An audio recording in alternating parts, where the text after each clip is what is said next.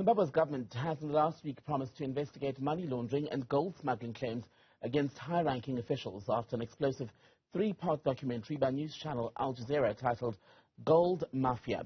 Zimbabwe Director of Internal Communications, Richard Mahomva, is joining us tonight to talk more about this. Richard, a very good evening to you. Thank you for your time. So, the investigations promised about a week ago into the allegations made in the Al Jazeera documentary. Have those actual investigations started? We were told, I think there are two statements to that effect. One that was released by the Minister of Information indicating that, which was subsequently followed by the Financial Intelligence Unit, which saw the suspension of certain suspects' accounts. So to me, that effectively speaks to an ongoing process that the public would continuously be updated on. And a few days back, you would recall that there was a statement from the police commissioner indicating that one of the prominent suspects in that regard, Angel Hubert's account, has been frozen. And in terms of what's happened, you mentioned Hubert Angel, who was or is the ambassador at large. Is he now suspended? Am I right to say that? Well, there is no formal communication in that respect. What is out there in the public domain is the issue of the account suspension, really. Should he not be suspended given his seniority and the level of allegations against him? I mean, in the documentary, he's shown, for instance, having a conversation where he basically claims that he could use his diplomatic privilege, for example, to smuggle gold through an airport because no one would search him as per what is afforded to diplomats who travel. All senior officials in government serve at the pleasure and the mercy of the head of state. And I'm sure due processes are on course to make relevant investigations, because also you cannot ignore the reality of various individuals that may exaggerate their level of proximity to power, or who may exaggerate their level of political influence in cases that may be generously misconstrued when probably they give certain sentiments. So I think there are due formal processes that are supposed to take place beyond the givenness of a secretly recorded private conversation, which above all transcends the ethics of journalism, notwithstanding the potential illegalities associated with issues that emerged from that conversation. But recorded with or without his knowledge, it doesn't change what he said. I mean, he says, you want gold? Gold, we can do it right now. We can make the call right now, and it's done. It will land in Zimbabwe. Zimbabwe can't touch it too until I get to my house, so there can be a diplomatic plan. What I'm asking about is not a conviction, but a suspension given the seriousness of the allegations. Surely, even while this is being investigated, there could be a healthy distance kept between Angel and the government, and especially the office of the president, whom he says he works quite closely with. I think you cannot ignore the cross-cutting and global reality of name dropping. That is number one. But most importantly, I think there are due disciplinary processes that are guided by legislation, and I think the world should allow Zimbabwe to do those processes.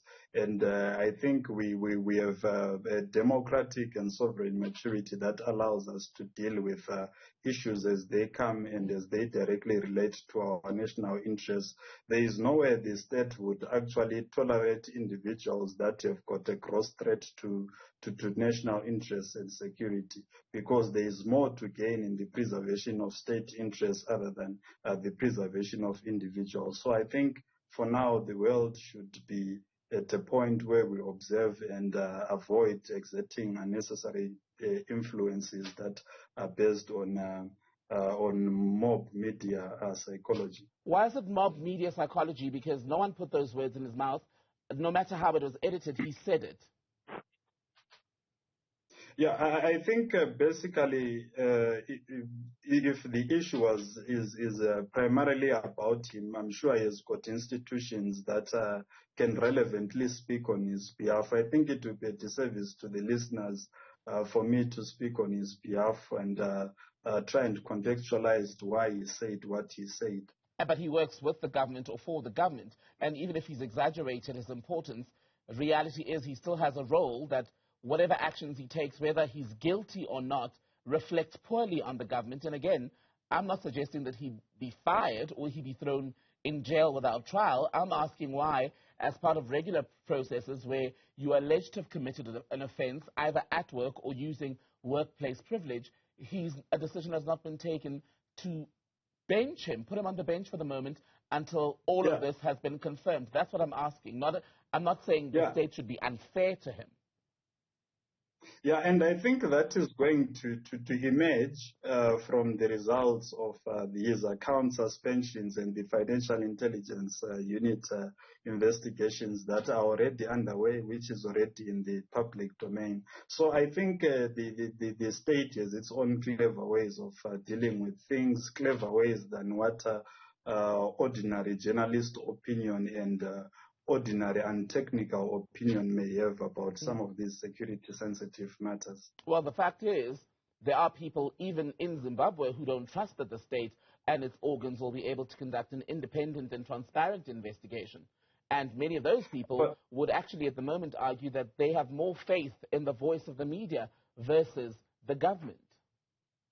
Yeah, but you'd recall that even in the most perceived democratic states, there's always been this antagonistic relationship between the citizenry and the state with respect to policy incongruencies, with respect to issues around policy architecture. So it is not new that there are these existential contradictions between the government and its people. It's across the board. You find it on various policy issues in many jurisdictions. So that is not unique to Zimbabwe. You find it all over. But we're talking about Zimbabwe now, sir.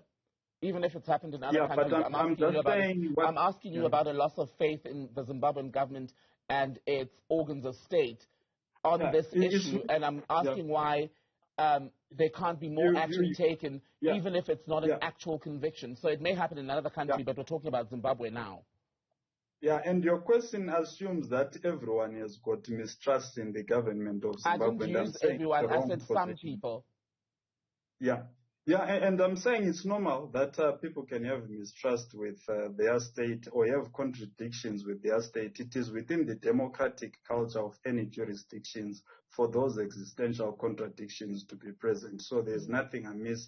That's what happens in a healthy democratic state where mistrust is presented, and when that mistrust is presented, it also gives the state an opportunity to prove that it can attract public confidence in issues around policy making. So it's a test run for the state to prove that it can actually deal with things in a more transparent way, in a way that results in comfort to all the citizenry.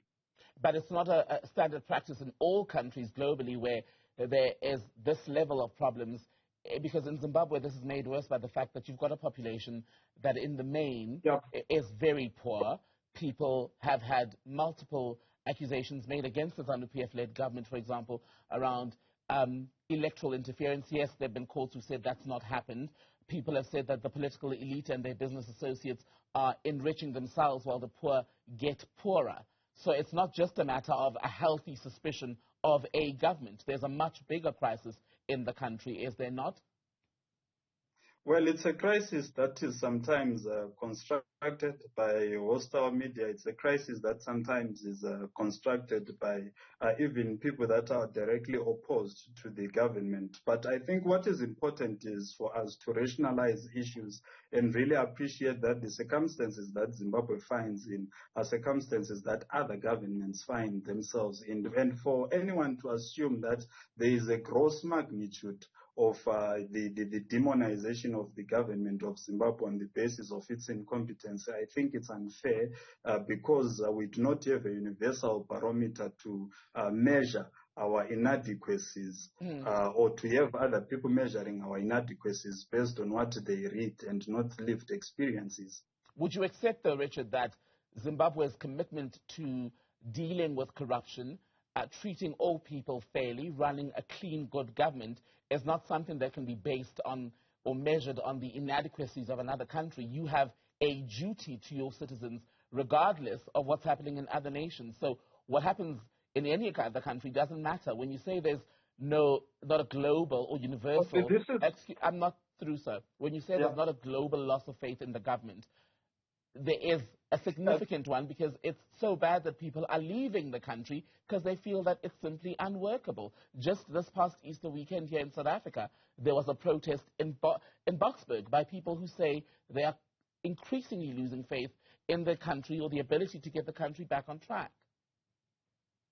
Look, if you are to cite the issue of the migration of human capital and link it to corruption alone, it's unfair without considering that the skills dividend of Zimbabweans is globally marketable. So for anyone to look at that from a hostile point of view or from a perspective that is corruption underpinned, I think it's narrow, because in any case, if we didn't have skills that are sellable in any other part of the world, we would not be having our citizens allowed into the Western world and even occupying certain high places, even across the border in South Africa. Right. So I think the issue of the human capital exodus is transcendent of the narrow scope of corruption, but there are many other variant aspects, including the genius of our people that is transactable across and convertible to many currencies that are feeding into our basket of currencies. And you'd recall that our country has even received a highest rate of remittances, I think, for the past 3 years from the diaspora market, from the diaspora human capital. So I think there are many trends that one needs to put onto the fore when it comes to the issue of human capital exodus. But also, those who are leaving, who are skilled, are also leaving because they don't feel that their skills can bring them any benefit in Zimbabwe because the economy is doing so poorly. They don't believe they can thrive, hence they're seeking opportunities elsewhere. And you also have a large section of the population that is unskilled, that is also leaving the country, some even crossing the border illegally. That's a vote of no confidence in their country.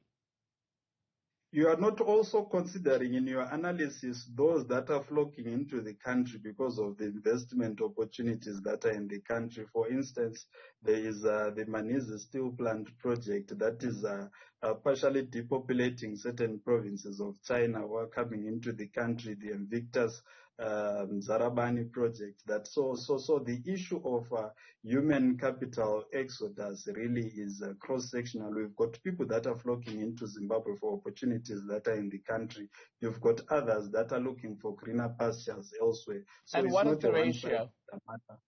What is the ratio of those arriving and those leaving? And I wonder, what is the ratio between the poor coming in and the rich coming in to take advantage of the economic opportunities and some of the alleged corruption, as per this Al Jazeera documentary, where the rich are basically coming in to clean money and strip the country of its natural resources?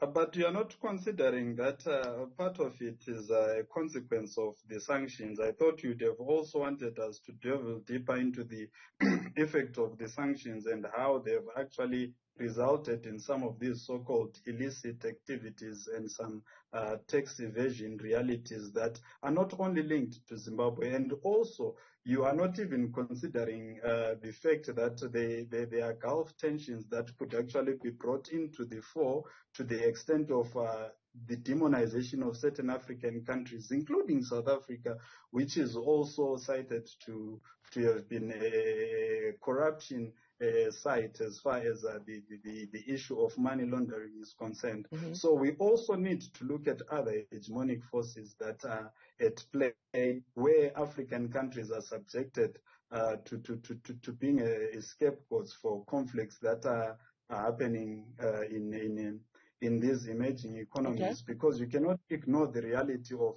the Arab Emirates and the Qatar economic competitive landscape that is there, and how there is propaganda that underpins those competition notions. things can be true. Some of that may be true and well, but it can also be true that there is corruption in the Zimbabwean government, and the fact that you've got your ambassador at large basically talking about how he can smuggle gold in and out of the country undetected does not help your push for a return to the global picture and prosperity at that level. So it's not a singular issue. By the global community, what are you referring to? Because already sanctions. we You want the lifting of sanctions. You want Zimbabwe to go back to being treated as a proper country in global standing. Yes, there have been issues with the Western sanctions, but when people watch that documentary, it raises questions about financial controls in Zimbabwe.